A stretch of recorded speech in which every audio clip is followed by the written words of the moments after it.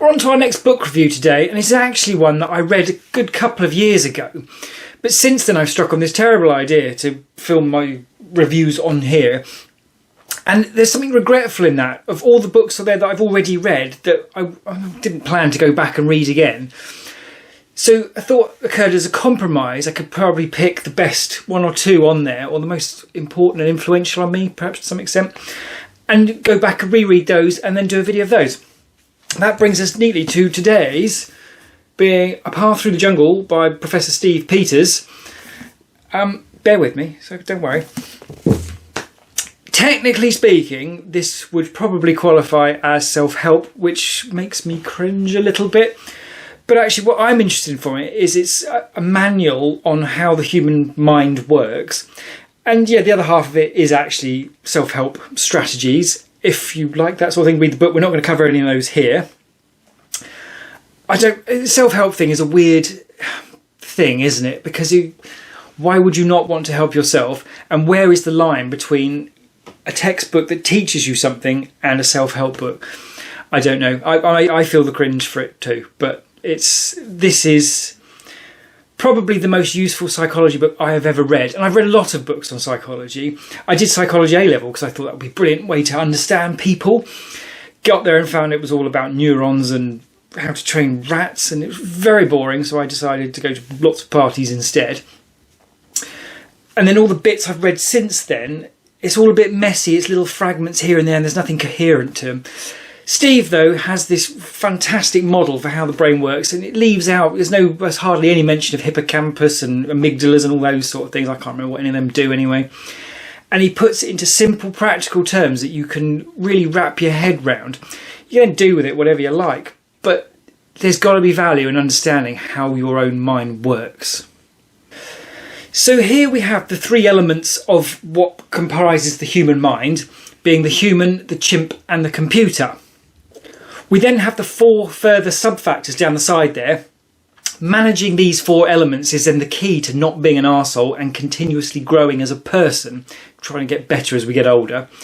There isn't time to go through all those, so we'll stick with the big picture on the main three, and then worth going back and reading the book yourself to see the rest. The human then is you. So if you wrote down all the most desirable characteristics that you can think of, real ones, obviously, being able to fly doesn't count, but whatever floats your boat as a human, do you want to be honest, or would you rather just be, would you rather be lazy, or would you rather be, does that not matter to you, that sort of thing? Whatever you write down, no matter how great it sounds, that is who you actually are, is what the book says. I realise this sounds ridiculous. The point is, though, that no one ever sees who you truly are, because there's all permanently interference from the chimp and the computer, because you need to learn to manage those. As an example, when we all do something stupid and we think afterwards, yeah, I knew that was stupid, or I knew that was going to be dumb and I still did it.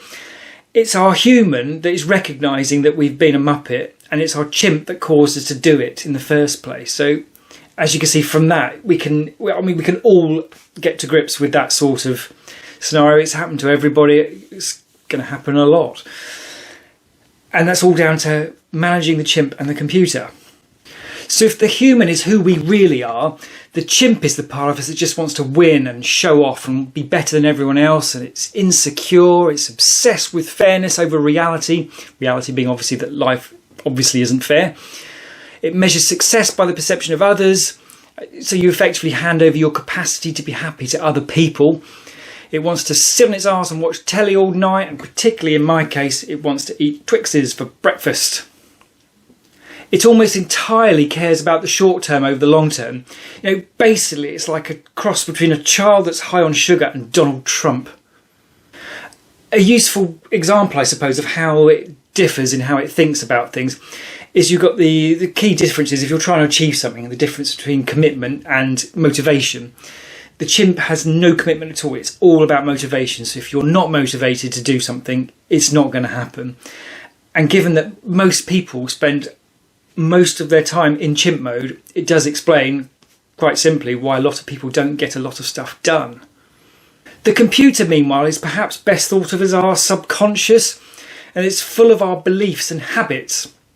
The task with the computer, therefore, is to learn to manage our chimp via programming our computer with good habits and useful beliefs, and then it will enhance us rather than distort us and allow us to be our true selves as we make our way through the circus that is life. An example there is people who say that they're worriers or they get angry easily. Unless that's actually on their list of desirable characteristics, and that is not who they are, and it is just coming from their chimp because they failed to manage the chimp properly by programming their computer. That sounds kind of simple, of course, because you just figure, oh, read the book, learn how to program your computer, and then it's all done. But the problem is that our chimps are far more powerful and faster than our humans, borne out by the obvious thing you can see, that rationality is a slower function of the brain than impulse. So we tend to get the benefit of some clear thinking on something after it's too late and we've already done the stupid thing. It's close to being a hopeless problem with the chimp more powerful and faster than us, but there is a saving grace in that the computer can advise the chimp and the human, and whatever it advises them, they must both listen. The trick, therefore, is to have pre-programmed your computer to deal with a scenario before you get to it, and then it doesn't matter that your chimp is faster than your human, because it will look to the computer, find your beliefs and your habits, and act based on those. The obvious implication there is if every time we have an experience, something goes wrong, we should be programming our computers with beliefs and basically doing the work. It's a bit of a cliche as well, isn't it? This whole doing the work thing. But, it makes a lot of sense. So as we get older over time, we experience more, we should be programming our computer better and better. So we should be growing and becoming better and better as people. And you do definitely see those people who are just old and cynical and horrible, and they clearly have not been addressing this stuff as they go. And it's just not where you want to end up, I don't think, is it? Another small part of the problem there is that if there are mixed messages in the computer, or there is no message at all, the chimp will just do what it wants. So you have really got to get on and make sure your computer is programmed properly.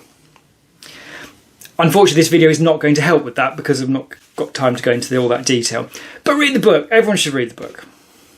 This all inevitably leaves the idea that, well, I could just kill my chimp or lock it in a cupboard or something, not take it out with me. But the downside is that without your chimp, you have no ambition, no enthusiasm, no humour, no joy. So we do need our chimps, but we must learn to manage them, otherwise they will wreak havoc in our lives. A couple of useful examples to illustrate. Parkinson's law is the one where, as you have more time, your activity will expand to fill it, and it can be applied to income as well. The higher your income goes, doesn't matter how high it goes, your spending will, in general, expand to fill it as well. Parkinson's law is really well explained by the chimp because it tends to redraw the line. So you get something and then it normalises and it gets bored and now it wants the next thing, and then that normalises and it goes up to the next thing. And you end up with this nightmare scenario where you end up on the treadmill and you can't get off because you're just going faster and faster. A second example is a common gremlin. A gremlin is just a term that Steve uses to explain an unhelpful program within the computer.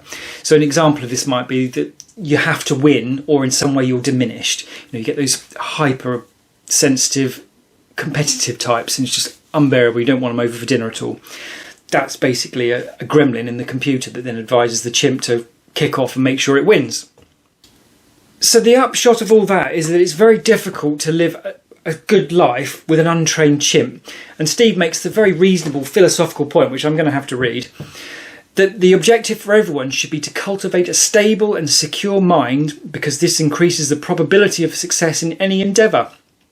I would defy anyone to try and argue with that. That's just makes sense. Why would you not? Read the book if you're interested in the exercises anyway. But one good tip that is worth conveying here is that Steve's talking about laughter is brilliant for resetting us to human mode.